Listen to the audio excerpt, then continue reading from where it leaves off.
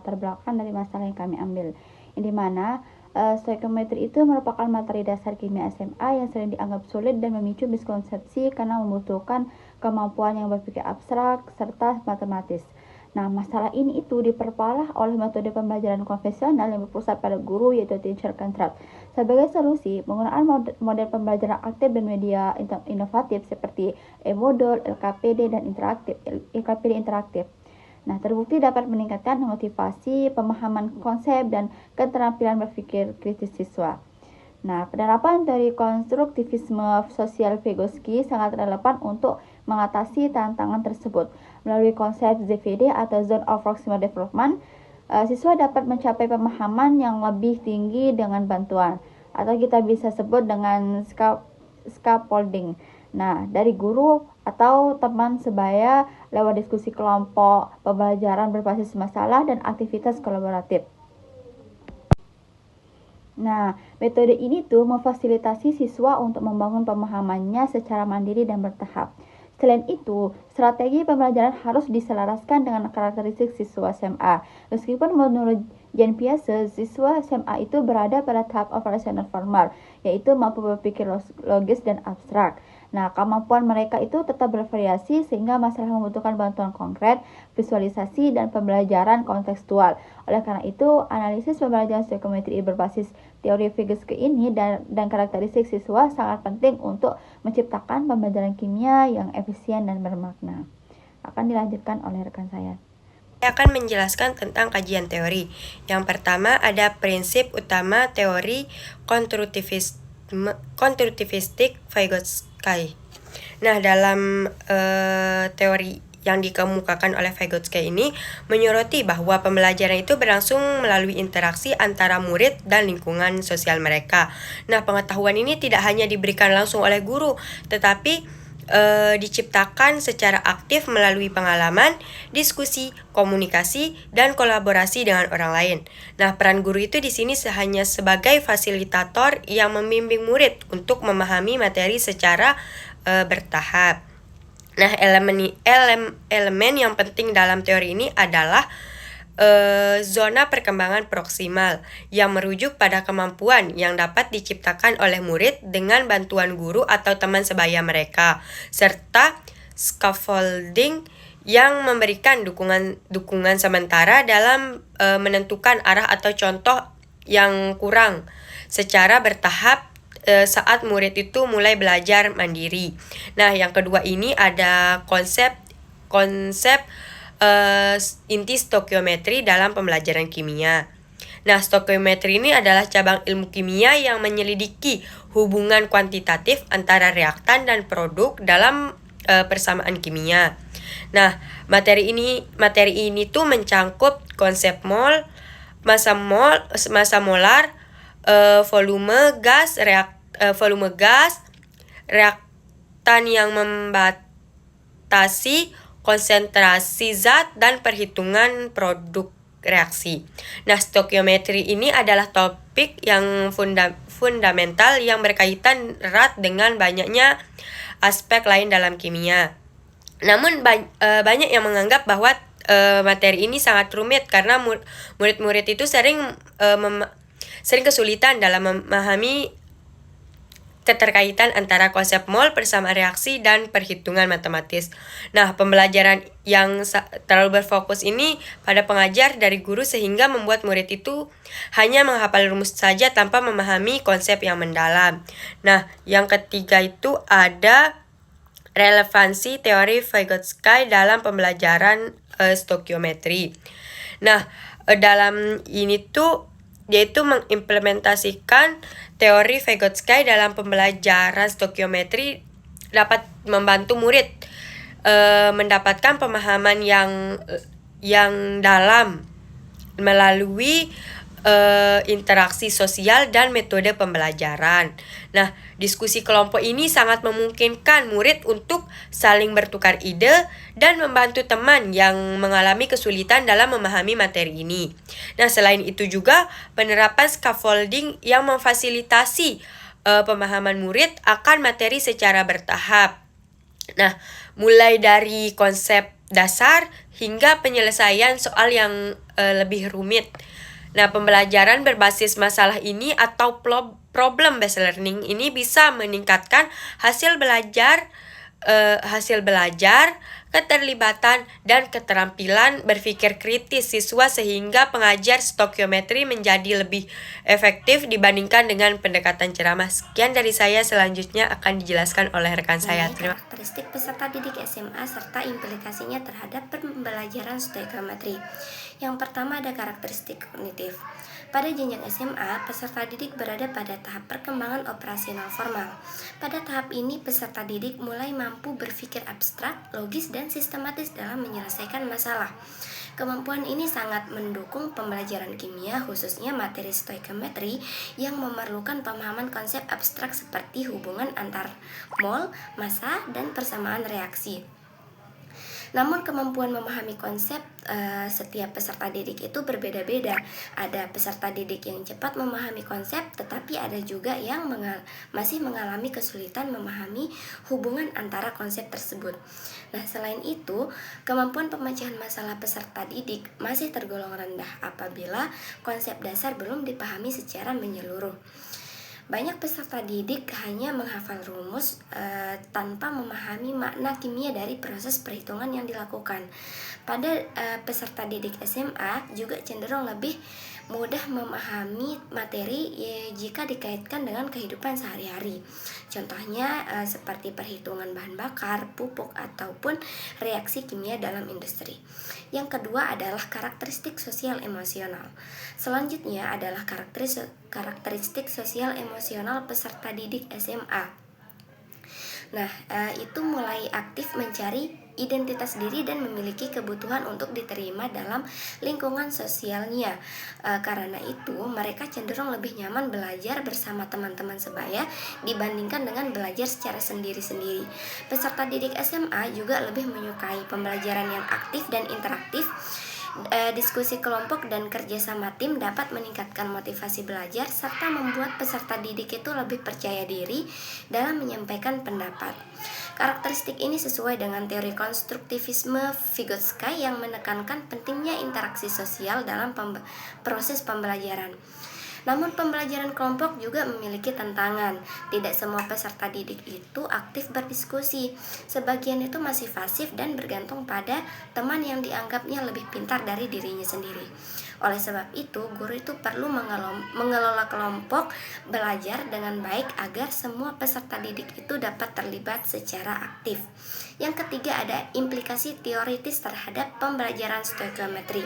Berdasarkan karakteristik kognitif dan sosial emosional tersebut, pembelajaran stoikiometri sebaiknya dilakukan secara aktif, kolaboratif, dan bertahap. Pembelajaran tidak cukup hanya menggunakan metode ceramah dan latihan soal rutin, tetapi juga perlu dilibatkan diskusi, pemecahan masalah, dan interaksi sosial. Melalui diskusi kelompok, peserta didik dapat membangun pemahaman konsep bersama teman sebayanya. Sementara itu, guru memberikan scaffolding atau bantuan bertahap untuk membantu peserta didik memahami konsep yang sulit. Sekian dari saya. Proses pembelajaran kimia.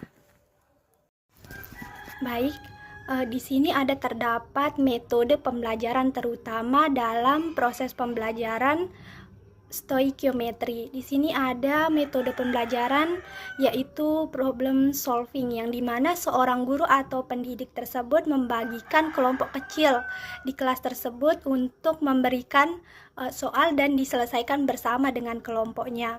Di sini, seorang guru atau pendidik tersebut memberikan konsep-konsep dasar supaya siswa memahami pembelajaran, terutama dalam pembelajaran stoikiometri, misalkan seperti bagaimana sih cara menentukan mol.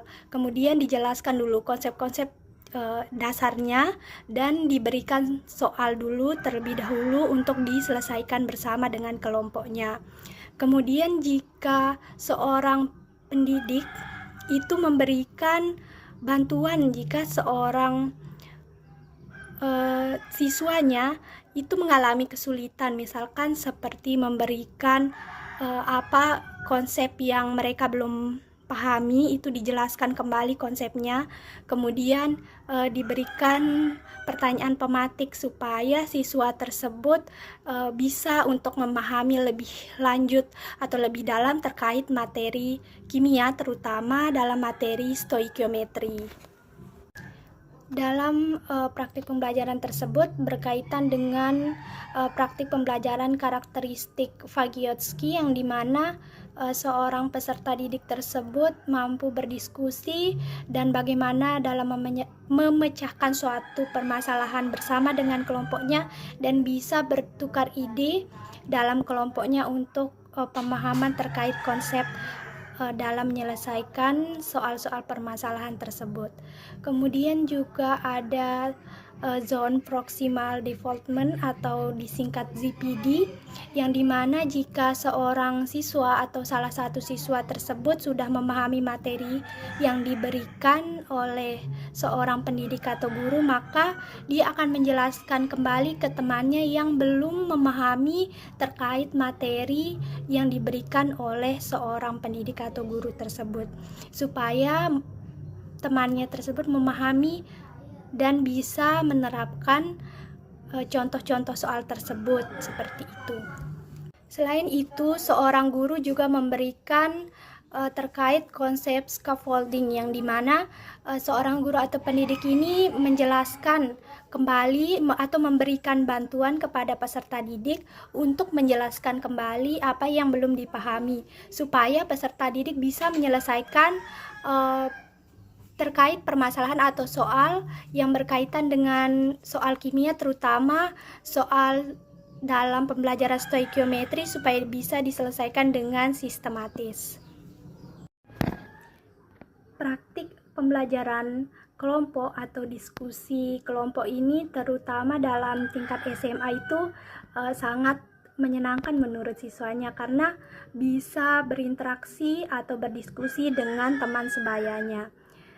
Tetapi secara sudut pandang kognitif, yaitu bagaimana seorang siswa atau seorang peserta didik ini mampu untuk menyelesaikan suatu konsep permasalahan, misalkan dalam menghitung mol, massa, dan lain sebagainya tersebut.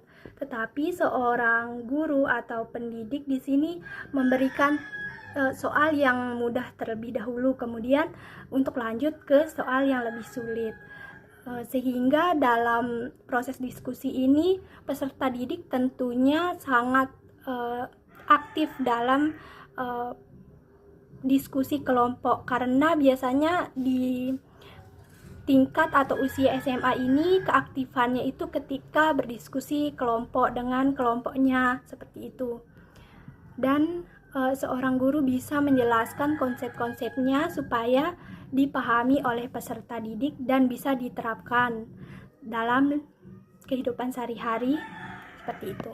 Ini sintesis keterkaitan, yang dimana terdapat beberapa poin. Adapun poin yang pertama itu stoikiometri itu sesuai dengan teori Vygotsky, yang dimana materi stoikiometri itu tidak hanya menuntut siswa untuk menghafal rumus saja, akan tetapi juga mampu memahami konsep dan juga menyelesaikan berbagai permasalahan perhitungan. Menurut teori Vygotsky, pemahaman siswa itu berkembang melalui interaksi dengan orang lain dan juga bantuan dari lingkungan belajar. Oleh karena itu, pembelajaran stoikiometri sangat sesuai dengan teori Vygotsky karena siswa dapat membangun pemahamannya secara bertahap melalui diskusi, kerjasama, dan bimbingan dari guru maupun teman sebaya. Adapun yang kedua itu interaksi sosial membantu pemahaman konsep. Dalam pembelajaran stoikiometri, siswa itu seringkali menghadapi konsep yang cukup abstrak, seperti hubungan mol, massa, volume, dan juga persamaan reaksi. Nah, melalui interaksi sosial, siswa dapat saling bertukar ide, mengajukan pertanyaan, dan juga menjelaskan pemikirannya kepada teman. Proses ini membantu siswa melihat suatu masalah dari berbagai sudut pandang sehingga konsep yang awalnya sulit menjadi lebih mudah untuk dipahami. Adapun yang ketiga itu diskusi kelompok dan juga scaffolding meningkatkan hasil belajar. Ketika siswa bekerja, dalam kelompok atau kerjasama dalam kelompok, mereka dapat saling membantu untuk menyelesaikan, masalah stoikiometri. Siswa yang sudah memahami suatu materi dapat membantu temannya yang masih mengalami kesulitan. Selain itu juga, guru bisa memberikan scaffolding atau, bantuan secara bertahap. Misalnya dengan memberi petunjuk, contoh soal, atau arahan dalam penyelesaian masalah. Nah, bantuan ini membantu siswa untuk mencapai pemahaman yang lebih tinggi hingga akhirnya mampu untuk menyelesaikan soal secara mandiri sehingga hasil belajar menjadi lebih baik lagi. Adapun yang keempat itu ialah pembelajaran aktif dan juga kolaboratif akan menjadi lebih efektif. Pembelajaran stoikiometri akan lebih efektif jika siswa itu terlibat secara aktif dalam proses belajar, bukan hanya mendengarkan penjelasan dari gurunya saja. Melalui diskusi, pemecahan masalah bersama, prestasi kelompok, presentasi kelompok, dan tanya jawab, siswa menjadi lebih aktif berpikir dan berpartisipasi. Pembelajaran yang kolaboratif seperti ini membuat siswa nantinya akan lebih mudah untuk memahami suatu konsep, meningkatkan motivasi belajar, serta membantu mereka untuk mengembangkan kemampuan berpikir kritis dan juga komunikasi. Berdasarkan keterkaitan tersebut, dapat disimpulkan bahwa pembelajaran stoikiometri akan lebih bermakna apabila dilaksanakan sesuai dengan prinsip teori Vygotsky, yaitu melalui interaksi sosial, kerjasama kelompok, dan pemberian scaffolding. Dengan pendekatan ini, siswa tidak hanya memperoleh pemahaman konsep yang lebih baik, akan tetapi juga menjadi lebih aktif dan juga terlibat dalam proses pembelajaran. Mungkin hanya itu saja yang bisa saya sampaikan. Mohon maaf jika ada kekurangan. Assalamualaikum.